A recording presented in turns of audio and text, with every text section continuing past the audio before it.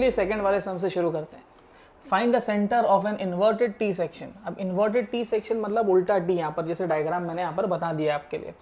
Bottom from the bottom if the flange is 60/10, देखो 60/10, ठीक है, एंड वेब, इसको वेब बोलते हैं, इसको फ्लैंज बोलते हैं, पहले हम लोग डिस्कस कर चुके हैं फर्स्ट वाले प्रॉब्लम में।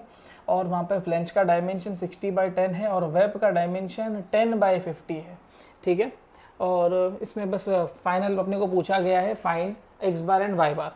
तो मतलब एक ही काम करना है जो पहले वाले सम में किया था, एक तो एक्स बार निकालना है और दूसरा आपको वाई बार निकालना है। सिंपल सा काम मैंने बताया था, पहले स्टेप में आप एक्स वाला पार्ट पूरा कर लो बराबर, दूसरे वाले स्टेप में वाई वाला पार्ट कर लो, फिर तीसरे स्टेप में आप एरियाज निकाल लो, ठीक है ना। हम लोग ने इससे पहले वाले स्टेप में ऑलरेडी ये चीज़ देख चुके हैं, पहले एक्स वाला पार्ट, फिर वाई वाला पार्ट, फिर तीसरे वाले में हम लोग एरिया निकालेंगे और फिर फोर्थ वाले स्टेप में हम लोगों ने यहाँ पर फॉर्मूलाज देख लिया था। 4 अपने स्टेप्स में अपना सम जो है वो कंप्लीट होता है। तो सबसे पहले आपको ये कैलकुलेशन करने से पहले डायग्राम पर पहले क्लैरिटी लेनी पड़ेगी। मैं क्या करता हूँ, डायग्राम को 2 पार्ट में डिवाइड कर देता हूँ। मैंने डायग्राम को 2 पार्ट में डिवाइड कर दिया।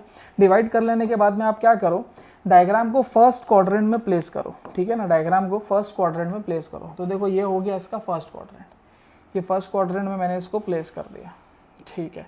फर्स्ट क्वाड्रेंट में प्लेस कर देने के बाद में आप क्या करो, इसका CG लोकेट करो। तो फर्स्ट फिगर का पहले नाम दे दो इसको फर्स्ट, और इसको मैं सेकंड अगर नाम देता हूँ तो इसका सेंटर ऑफ ग्रेविटी अंदाजे से यहाँ पर कहीं आएगा और मैं इसको G1 नाम दूंगा।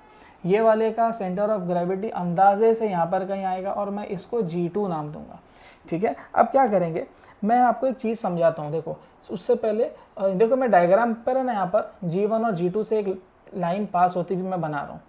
तो यहाँ पर एक चीज़ क्लियर हो गई है।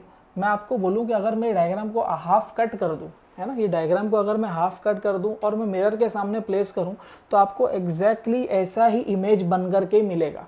मतलब समझ में क्या आ रहा है कि ऐसा figure is symmetric about this axis, और ये वाई एक्सिस है बराबर, वर्टिकल एक्सिस है ना, तो वर्टिकल एक्सिस को हम लोग वाई एक्सिस बोलेंगे।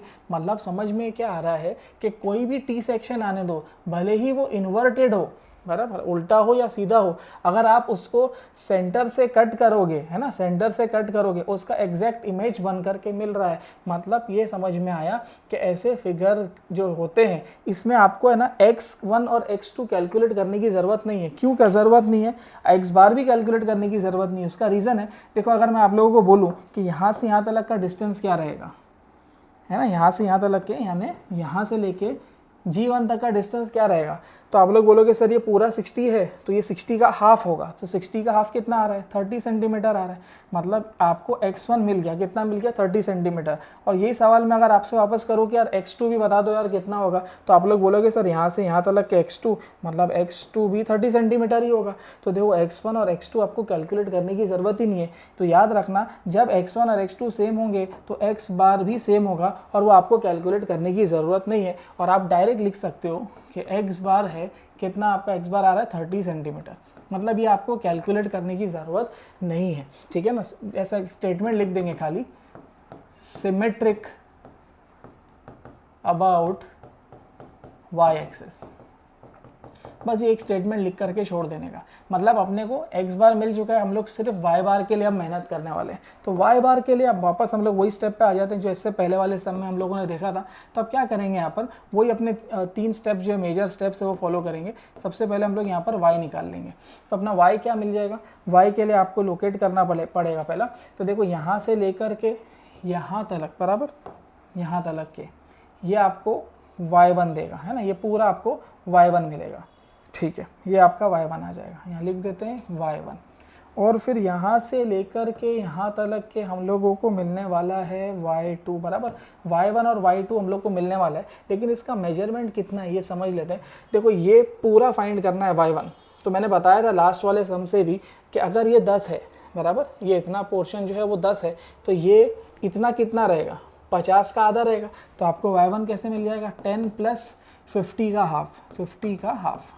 तो ये कितना मिल गया, 10 + 50 का हाफ 25 होता है। 10 + 25 = 35। क्योंकि सब सेंटीमीटर में है तो ये भी सेंटीमीटर में आएगा, ठीक है। y1 मिल गया, y2 निकाल लेंगे।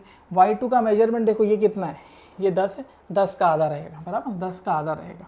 10 divide by 2 which is equal to 5 centimetre. देखो y वाला पोर्शन हो गया, ये वाले सम में हम लोगों को x वाला पोर्शन करने की ज़रूरत नहीं पड़ी, मतलब अपना ये वाला स्टेप जो है ना वो चला गया, ये ज़रूरत नहीं पड़ी। अब थर्ड स्टेप मतलब अपना नेक्स्ट वाले सम में ये सेकंड स्टेप रहेगा। सेकंड स्टेप में हम सिर्फ एरिया निकालेंगे, ठीक है ना, एरिया निकालेंगे। A1 भी लगेगा हमको और A2 भी लगेगा। तो पहले हम लोग A1 निकाल लेते हैं। ये अपना फर्स्ट वाला फिगर है, इसका एरिया कितना रहेगा, 50 इंटू 10 रहेगा, बराबर 50 इंटू 10। तो यहाँ पर आ जाएगा 50 into 10 which will be equal to 500। और क्योंकि सेंटीमीटर है तो सेंटीमीटर स्क्वायर, ठीक है ना, यूनिट लिखना बहुत ज़रूरी है। बहुत से लोग, मैंने पेपर चेक किए, लोग क्या करते हैं, यूनिट नहीं लिखते। तो 6 मार्क्स का सम आया, यूनिट नहीं लिखा, आपका 1 मार्क्स ऐसे ही चला गया। तो यूनिट लिखना बहुत ज़रूरी है, ध्यान में रखना है। A2 पर आ जाते हैं, ये वाला पार्ट आपका सेकंड वाला एरिया है। तो देखो 60 इंटू 10 बराबर 60 इंटू 10, 60 इंटू 10 हो जाएगा 600 और ये सेंटीमीटर स्क्वायर इसकी यूनिट रहेगी, ठीक है। अब थर्ड वाले स्टेप पर आ जाते हैं जिसमें हम डायरेक्ट y बार निकालेंगे, ठीक है ना। y बार का फॉर्मूला, क्योंकि यहाँ पर सिर्फ 2 ही फिगर है तो फॉर्मूला ऐसा चलेगा, A1y1 plus A2y2 upon A1 plus A2। मेरे पास सारी वैल्यूज़ है, मेरे पास A1 है 500 इंटू y1 का वैल्यू है 35, A2 का वैल्यू है 600 इंटू y2 का वैल्यू है 5 upon A1 plus A2। A1 का वैल्यू है 500, A2 का वैल्यू है 600। ये पूरी वैल्यू को कैलसी में डालोगे तो आपको y बार का वैल्यू मिल जाएगा 18.63 सेंटीमीटर। और यहाँ पर आपका फाइनल आंसर जो है वो कंप्लीट होता है। तो हमको यहाँ पर x बार भी मिल गया और y बार भी मिल गया, ठीक है। समझ में आया है तो pause the video to note down.